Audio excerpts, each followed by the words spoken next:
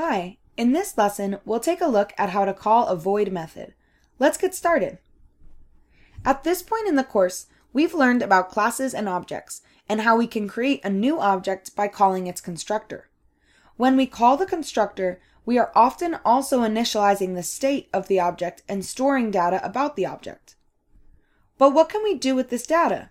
In the case of our rectangle class, we probably want to be able to find the area or perimeter of our rectangles so that we can use the rectangles for something productive. We can change the behavior and actions that an object can make by creating methods. Methods are procedures that allow us to control and define the behavior of an object. If we want an object to perform a particular action, all we have to do is create a method to make that happen.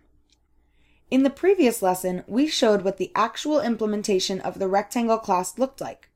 We focused specifically on the top half of the class, which includes the class name, the instance variables, and the constructor. The rest of this rectangle class implementation contains all of the methods that are associated with the class. Let's take a closer look at how to write a method. The first part of writing a method is to write its signature. Similar to constructors, methods have signatures that provide information about how it will function. In order to write a method, we need to include an access specifier. You may remember seeing this in the rectangle class constructor. This determines who has access to use the method when writing classes and objects. We will get into this in more detail further in the course, but for now, just know that you must include the access specifier at the beginning of the method signature, and that for now, your methods will be public. The second part of the method declaration is the return type. This indicates what type value is being returned from the method.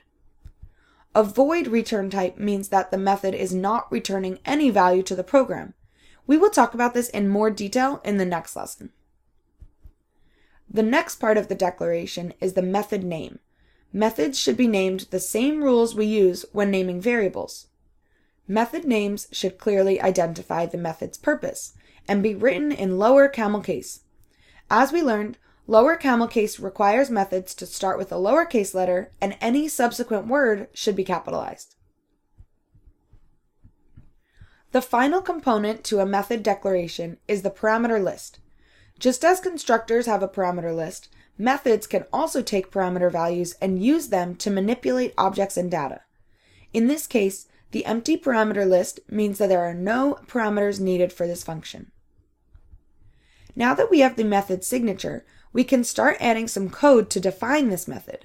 We put all of the code that we want executed by the method between two curly brackets. So let's write this method. The purpose of this method is to print out the area of the rectangle to the console so that we know what the area of the object is. The first step here is to get the area of the object. We know that the area of a rectangle is the width times the height, so we can write that in the method. You may be wondering, if there are no parameters in this method, where did width and height come from? The height and width that we use in the print area function are the same height and width that are declared in the rectangle class and initialized in the constructor. Once the object is instantiated, the instance variables can be used across the different methods we create. Now that we have the first step done, we need to print the area of the rectangle object onto the console. Can you figure out what to add here? To finish this method, we just need to add the print statement that allows us to print the total area to the console. Because this method is just printing the value of the area and not returning the value to the program, this constitutes a void method. So how do we use a method? In order to use a public non-static method, we must use the object name followed by a period and the name of the method. A non-static method is a method that does not include the keyword static. We will learn more about this in later lessons. Using the method name after the object will call the method and execute the code specified in the method. So let's see what this looks like. In order to call the rectangle class methods, we need to create a rectangle class object. When rect1 is instantiated, the actual parameters 3 and 7 are passed into the constructor. In the constructor, the values of the formal parameters rectWidth and rectHeight are then used in the execution of the constructors. In this case, when passed into the constructor, the values of rectWidth and rectHeight are assigned to the values width and height.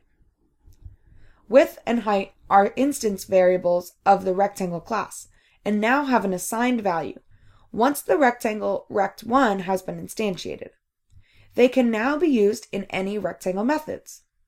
When we write the method on the next line of code, the method interrupts the sequential execution of statements, causing the program to first execute the statements in the method or constructor before continuing.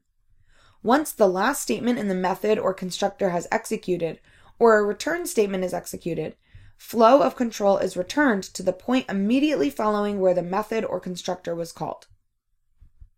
If we want to call the print area method, we can now use the rect1 object to do so.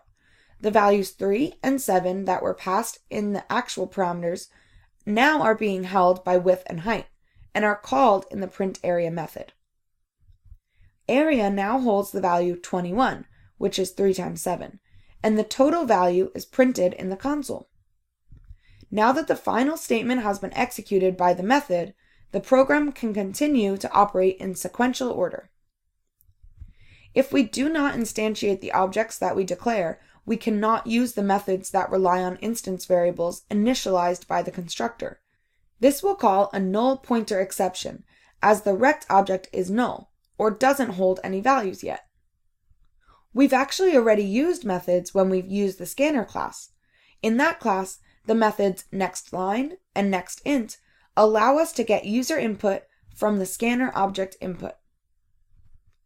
Even though we don't know the code that is being used to write nextLine, we are able to use it to create user input in our programs. Being able to use code that we don't fully understand is called procedural abstraction. We only need to know how to use something the right way, not necessarily how it works. You may notice that the scanner method can actually be assigned to a variable. In this case, the string test is being assigned to the value of input.nextLine. This does not work for the method printArea that we created. Because printArea has a void return type, there is no value that is being created as a result of the method. As a result, this will throw an error, as a void method cannot be assigned to a variable of any other type. Now that you've learned how to call a void method, let's get some practice in the CodeHS editor.